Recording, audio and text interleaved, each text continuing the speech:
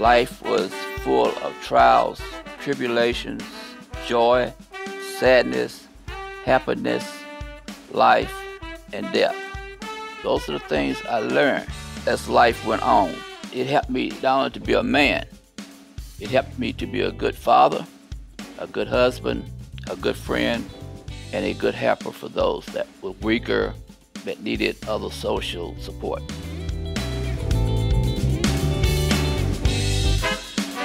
That was Joe Murray, who continues to push the limits of life. Joe is an Air Force veteran who has had a passion for fixing things all his life. Today, he uses that passion to problem solve, to learn new things, and to thank others who have paved the way for him. Focused and determined, Joe decided retirement, in the traditional sense, was not really for him. Rather than sit at home and relax, he planned his bucket list. What we here at 50 Forward call 50 Forward Firsts. A list of things that still need doing, and a means of exploring more of what life has to offer. Most recently, he took his life to a new level by learning to fly a glider, and then later jumped out of an airplane at the age of 78. Getting that experience fulfilled a lifelong dream. I'm Sally Hussey, the CEO of 50 Forward, and we elected to launch this podcast because we know older adults have such inspiring stories and wisdom worth sharing. We have now all learned that social connections are critical to our well-being.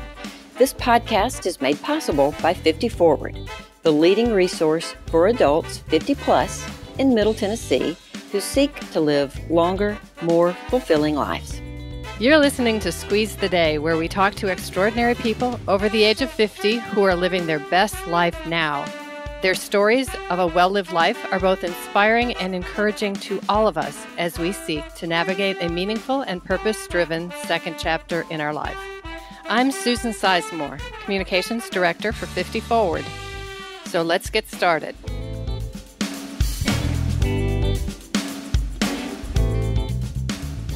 Joe, at the age of 78, and actually on your 78th birthday, you decided to jump out of an airplane. Why was jumping from 14,000 feet or more so important to you? Susan, I don't think I've ever told you this, but this is not my first parachute jump. My first parachute jump, I was 8 years old. I climbed on top of our outhouse. In those days, we didn't have inside plumbing, but I climbed up on the outhouse and prepared to jump off. Now, my parachute was an umbrella. I jumped, the parachute imploded, and I hit the ground with a thud. You hear me? So when I come back to my senses, I said to myself, I'm not doing this again. But the idea never left my mind. And all through my life, I said I was going to do it. Some of my flights in the Air Force, we had parachutes on the airplanes just in case, but we never had a chance to use them. So all through my life, it never went away. And since I've gotten older, I thought I'd try it. That's a remarkable story. And when you said thud, I could hear it. And I was the mom on the other side of the outhouse going, oh, dear Lord. I can still hear it. Wow. And then 70 years later, you decided, I'm going to do that with a professional from 14,000 feet above. There you go. Whoa. So I know there are a lot of people out there who thought about doing this as well. Will you share a bit about this experience? Maybe walk us through a little bit of the actual prep and the jump? Okay. Of course, to prep, we had to get an appointment and a time to meet at the airport. And myself and two other men, Dan Surface, Skip Dillon, accompanied me there.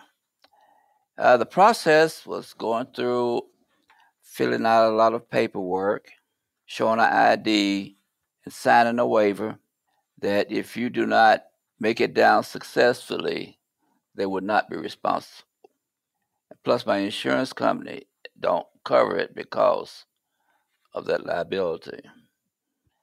But anyway, the jump was successful. Fill out the paperwork. We did a short training period, and you were assigned a instructor. This was a tandem jump, and your instructor strapped himself to you.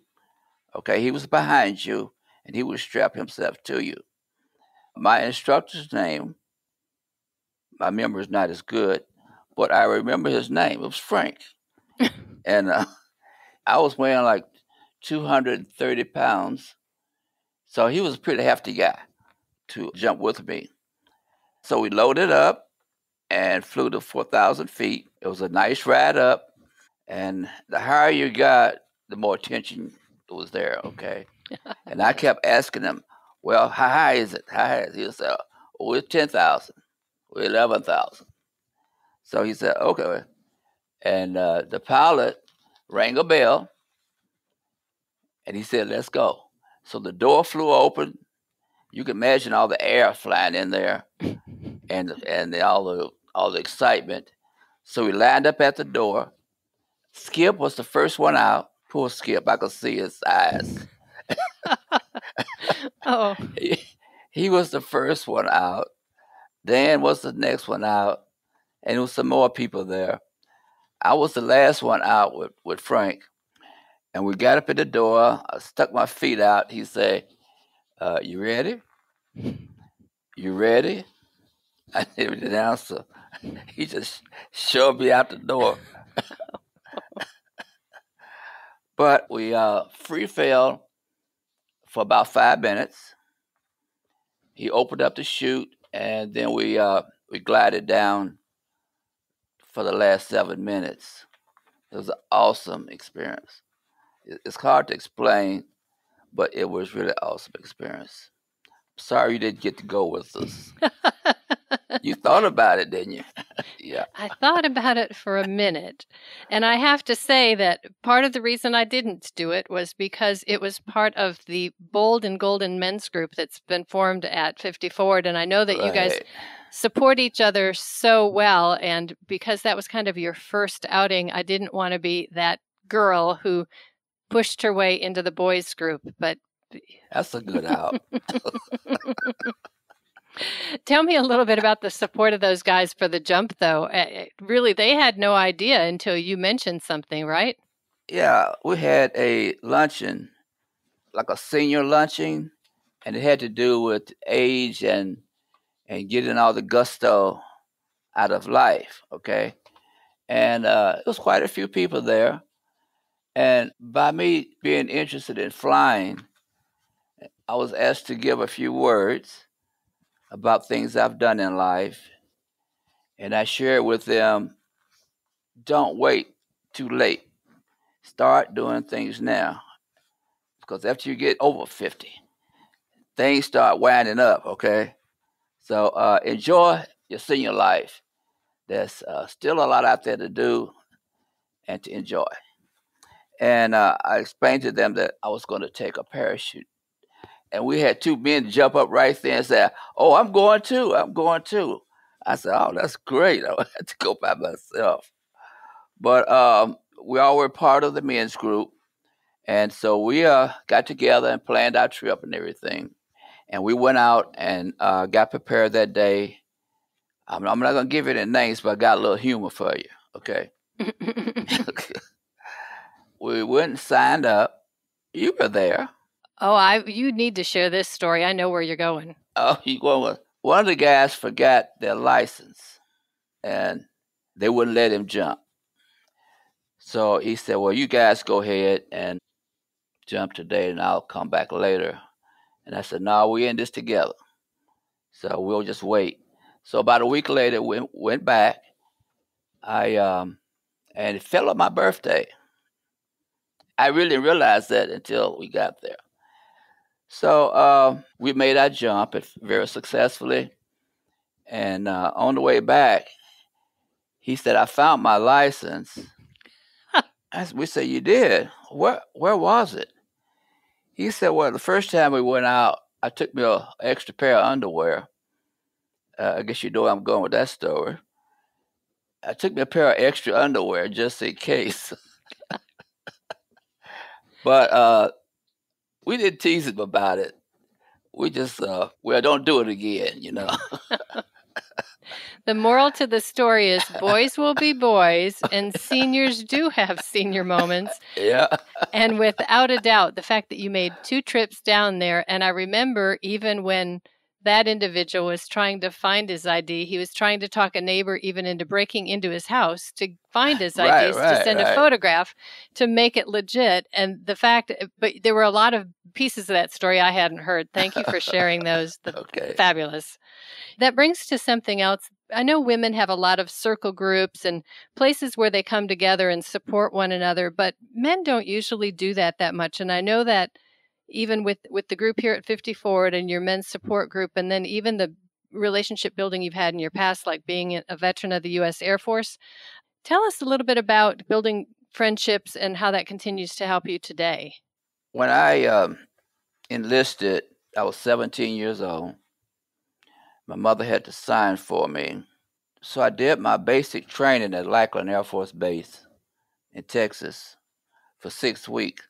Now there, the only men I had been around was black men in school and things we did at sports and stuff like that. But I never spent a lot of times with white men, and I found out they never spent time with black men. So this was a great opportunity to get involved with men of other races and other religions. Okay, so while I was in training, I met white guys, I met Mexicans, and I hadn't seen very many Mexicans in Tennessee. Every once in a while, I would see one, but I really didn't place him because we were so isolated from the world that we never saw men of other races. But that was my first opportunity to see white guys, Mexicans, Indians, Puerto Ricans. I didn't even know what a Puerto Rican was, and even Africans. Okay, there was a not Africans in the United States, but now we can actually distinguish Africans from just Black Americans because of the features and everything. Mm-hmm. So I had a chance to mix with all races and creeds, and colors, and got to know them and their cultures, and we became very, very good friends. And they felt the same way.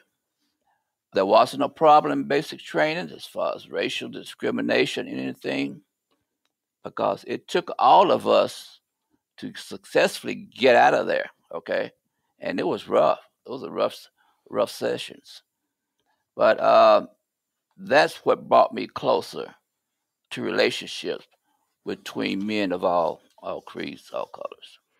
So, at one point, I've heard you talk about when you were stationed in the Air Force in Germany that you built lifelong relationships with Black airmen who served with you and that you all still get together. Can you tell us a little bit about that group and your reunions? Oh yes, this was in the early '60s. I was there from '60 to '63. Now I was stationed on Hahn Air Base in northern Germany, and on that base there were about 150 blacks, about 2,000 whites. So you can look at the ratio there, right? Now, before I left Tennessee, there was a period of racism, disparity for blacks. There was a lot of bigotry, hate, separation. And you may not think that blacks had to go through the same thing being in the military. But when we got to Germany, guess what? It was there too. Mm. And we pretty much had to go through some of the same things there. And to get through that tour of duty, we had to really support each other and help each other to get through that period. And some of that time in that period, it wasn't very pleasant. Okay. We had a problem of making rank because we didn't get paid that much, in the military back in those days. So we had a problem of making rank, and that's what give you your extra income. So we did some other little things that helped us along the way, Such as? such as We had rations. We had cigarette rations. We had gasoline rations. We had liquor rations.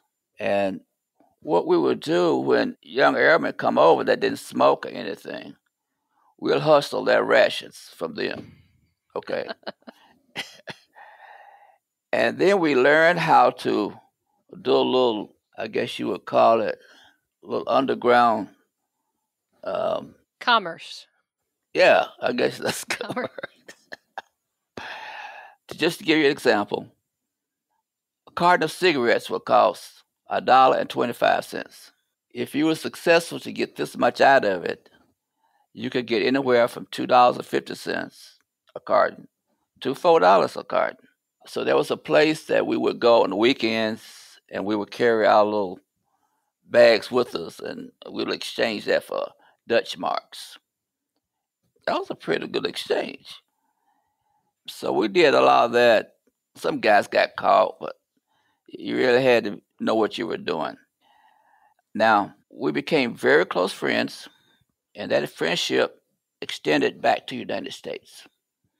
And when we came back to the United States, of course, we were those that discharged or reassigned scattered all over the country. But we were close enough that we decided we'll have a reunion every year. It started about 25 of us, and now it's down to about 15. We lost about 10 guys that died early, and we meet once a year. And it's an exciting time, I'll tell you. One of the guys wrote a book, and he called it Square Runners. Means that we will run our cigarettes to where we're going to sell them. Cigarettes were called squares. That was like a code word for them? Actually, Square was a cigarette. Oh, a brand. But you could say also that a square carton. Square, okay. And it was called the Square Runners, running our squares. A beautiful cover. You seen it. A beautiful color showing that. The guy's name was Myra Daniels. He was really smart, but he wrote this book, and it's a great read. And he wrote a piece of all the guys about some hilarious things we did, good times we had, the bad times we had. And I'm going to read the synopsis of this book, kind of give you an idea. The Square Runners is a true story of the unique experiences and brotherhood shared by a group of Afro American soldiers on the U.S. Hahn Air Force Base in 1960s in Germany, soaking in the German nightlife, smuggling, black market cigarettes, whiskey, and gas rations off base, while butting heads against racist military officials. The motley crew of young soldiers created a bond that has lasted 53 years and counting. Unfortunately, this book provides a window into an overlooked slice of history, the African Americans military experience in post war Europe, experiences in youth, authority, and service. All in that book. It's a great read. My instinct is it might lead to a second printing because that sounds super fascinating. It really does. I know the military played a really important part of your life, and I'm just wanting to hear a little bit about your role, what you did when you were in the Air Force. As I said before, when I enlisted, I was just a boy. Okay? A high school education, didn't know anything about life much. And in the Air Force, I became a man. And the experience opened up my eyes, how life really was. Life was full of trials, tribulations, joy, sadness, happiness, life, and death. Those are the things I learned as life went on. And I'm grateful for that time in my life. It helped me not only to be a man, it helped me to be a good father, a good husband, a good friend, and a good helper for those that were weaker, that needed other social support.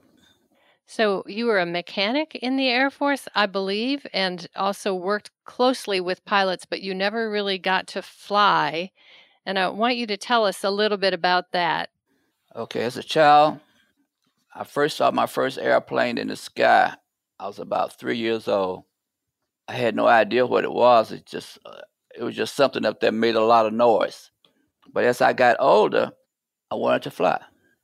My mother bought me a toy airplane that I could ride. It had wings on it and a tail on it and a big wood propeller in the front, and with wheels on it, and I could just ride it like a little. horse or something. Right? That was my first airplane. I always wanted to fly after service. I wanted to go to flight school, but it just cost too much for me at the time. But now that my children are grown, grandchildren are grown, my wife is growing up. A piece in here, I tell you that I'm teaching her how to cook now because I was the cook of the house. Uh-huh. So now I have the time and a little extra money.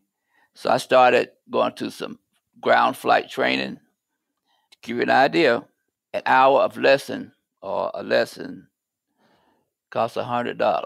Mm-hmm. If I want to take a training flight up, it costs me $125. Mm, See, it didn't take long to really build that up, right. but I did get a lot of experience out of that. I had opportunity to go up a couple of times in 172 single engine. I was able to take the controls, fly the plane, and after it landed, they teach you how to taxi in and all of that. Then I found out as I got older, there were certain medications that I had to take, and those medications you couldn't get your license. But I was just contingent on doing it anyway. So I found out that I could fly gliders Uh-huh. and didn't have to worry about the medications as long as I had, sound health. So I started some glider training. I made a few flights in the glider, and I think I'm gonna try to, after this pandemic is over, go back and get some more experience. Mm-hmm. But it was really a thing to do. That's definitely kind of wet your whistle. You love the outdoors too. And what else do you do in your spare time? Because I know that you've said that you really love to be outside doing things. Oh yeah, I'm an avid fisherman, camper. I love the wilderness. I love nature. So I spent a lot of time doing that. I don't have a camper now. I used to have an old van that I converted into a camper. So I used that several years, but I don't get out too much. It's hard to find friends that will go out and do things like that. So I had to set that aside. But I still love my fishing. I still love to Oh, that's fish. right. Fishing. And how about gold? I kind of substitute the gold finding for metal detecting. Ah, okay. So you get a metal detector, the one you swing around and find things in the ground, like old monies and jewelry, rings, whatever. And it gives you a good outdoor experience, nice weather, walking, Uh-huh. exercise, and the thrill of just finding something. I just have to know. I picture you with that metal detector. Now, what's the rarest, best, most priceless find that you've had so far with the metal detector? The rarest find, a tin can. It's yet to be found, right? You're still Yeah. looking for that good find. You mentioned something to me once about a lifetime adventure list that you had, and I just want you to tell us just briefly about all those things that are on your bucket list, if you will, or lifetime adventure list. Okay. So this bucket list started in the 70s, and I moved cross country once, and some of this is my experience in service and just taking vacations, going out with friends, and a lot of it is in the western part of the country, and that's where I learned a lot of my hobbies. I did a lot of traveling when I was young by being in the military. I traveled 3 continents and 4 islands. I've traveled both sides of the Pacific and the Atlantic, Mm. Canada and Mexico. Mm-hmm. Now, here's the thrill. I wish everybody would do this. I drove cross country on Route 66. Oh, that's awesome. In your converted van? No, I moved to Arizona, but I drove back and forth sometimes. But my first trip was Arizona. I had my young children with me, and we just took our time and go across Route 66.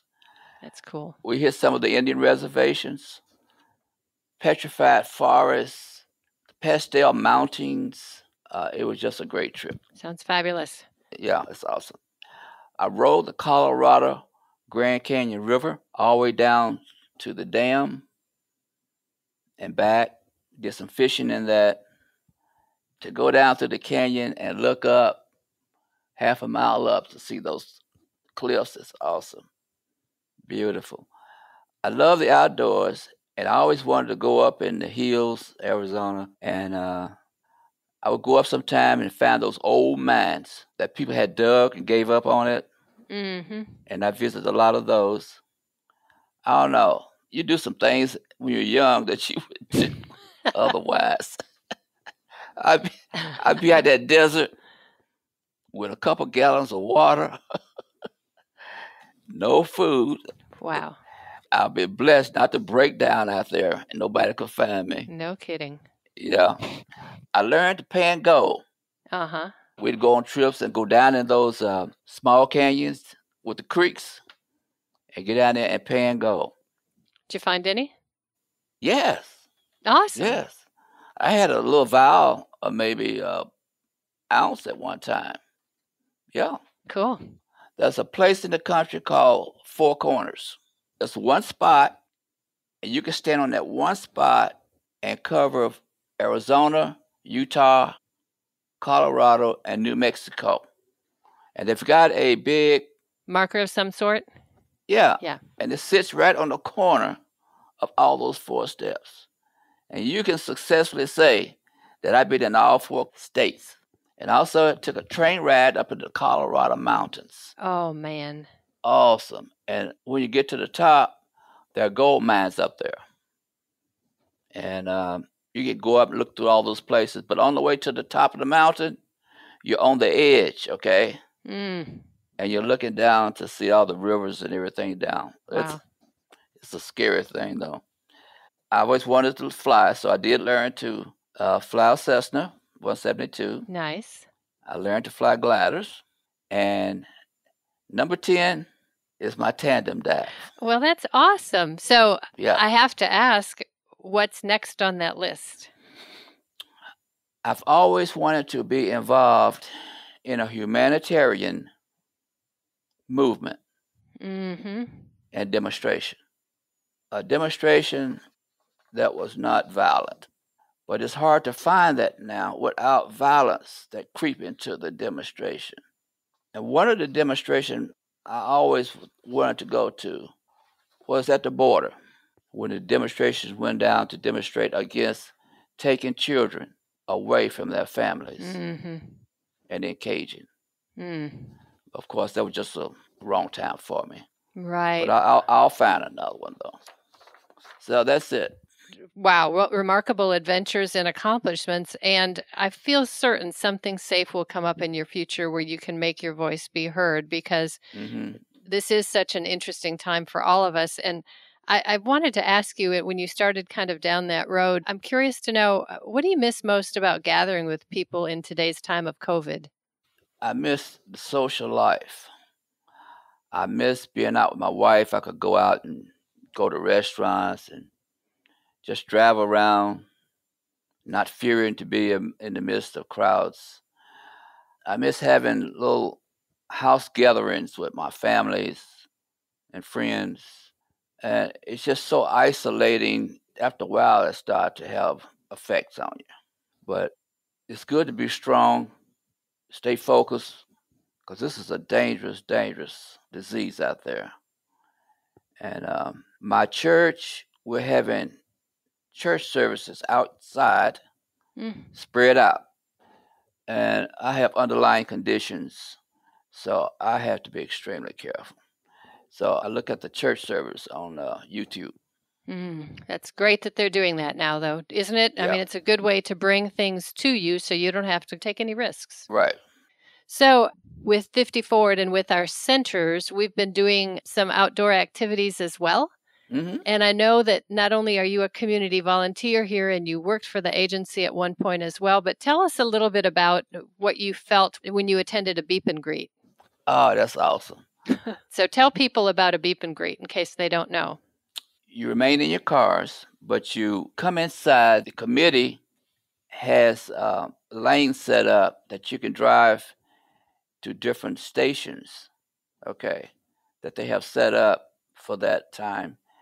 And just beep your horn, wave out the windows, holler at folks. And although you have to wear your mask and everything, it's good just to see faces again. It's really worth the trip down here.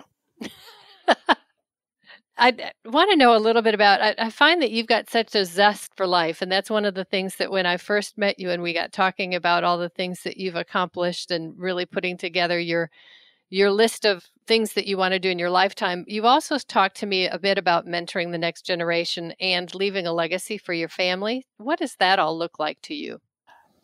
I like to do a memoir Uh-huh. on my life so I can leave to my children. And I'm starting to try to put that together now. But it's good to be able to look back.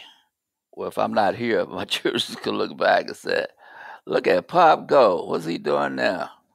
Just to see a part of the life that you lived and give them some type of direction that maybe if they did some of the things I did or felt, they would have a good life. And my life has really rubbed off on my children. They're doing great. And I don't have as much time with my great grandchildren because of what's going on now. Sure. They're growing up. They're growing up so fast I don't even know them anymore. But it's good to leave a legacy. My ancestors left a great legacy for me, and they had a lot to do with who I am today. Well, I think they did a great job turning out a fabulous Joe that we've all gotten to know and are getting to know a little better today. Thank you. I have a question for you about your parents. We're asking this question of all of our guests, and it's what's one piece of advice that your parents gave to you at the time you thought was silly, but now that phrase rings true to you in your everyday life? What I thought of there was my mother never wanted me to marry. And she taught me how to cook, how to sew. Nice. She taught me how to iron, clean house. And she said, I'm doing all these things. I want you to be able to take care of yourself. Marriage is not good for all men, but if you decide not to marry, you can take care of yourself. You don't have to depend on anybody. And don't marry the first woman you fall in love with or you think you fell in love with. Oh, Ma, why? Because I know you. And I want to make sure you don't jump into a puppy love and thought it was real love. Because if you do, your marriage won't work out. So I took her advice. So I didn't marry the first love. I married the third one. But she was so right. She knew me like the back of her hand. Young girls I brought home to introduce her to, she would say, I don't know. Maybe not. But you know what? She was always right. She had that intuition. She was always right. I'm hoping some of those nuggets get baked into your memoir or your words of advice for either your probably your grandchildren or great-grandchildren. Those are fabulous. So I have one final question, and that is, what is it, Joe, that you do to squeeze the day? Oh, that's a tough one. I fell in love with my bed, for one thing. By not being able to get out and do the things I want to do, kind of stay up late, sleep late. After Connie kicks me out of the bed, I just spend time with the home. She finds these little list things for me to do. Every morning she's got this list. You know, she's an avid house cleaner. I mean, I can't even sit down. Get up. I got a vacuum here. I got a dust here. So I'm spending more time with her. Mm. We're getting to know each other a lot better. You see me, you see her. So we're like two peas in a pod now. Sometimes I say, why don't you go shopping for a minute? And why don't you get out of the house for a minute? But we just do things together. We shop together. And of course, she has me doing all kinds of stuff. But you just have to make things to occupy your time. I still have my little hobbies. I'm still able to go down to the lake, do some fishing. But that's most of what I do. We're on the phone a lot. We do our church meetings and our Bible studies and all that on Zoom. Mm-hmm. But you just have to make things to do to get you through the day. But I miss my social life, really. Mm-hmm. I miss the center. And I miss the membership here because this gave me a lot to do. And of course, she was here pretty much all the time. But that's my day. Sounds like you squeezed the day by making Mama happy and getting closer to one another. Oh, by the way, I'm teaching her how to cook. That's fabulous. I'll be right over. We'll eat at a distance. All right, anytime. Anytime.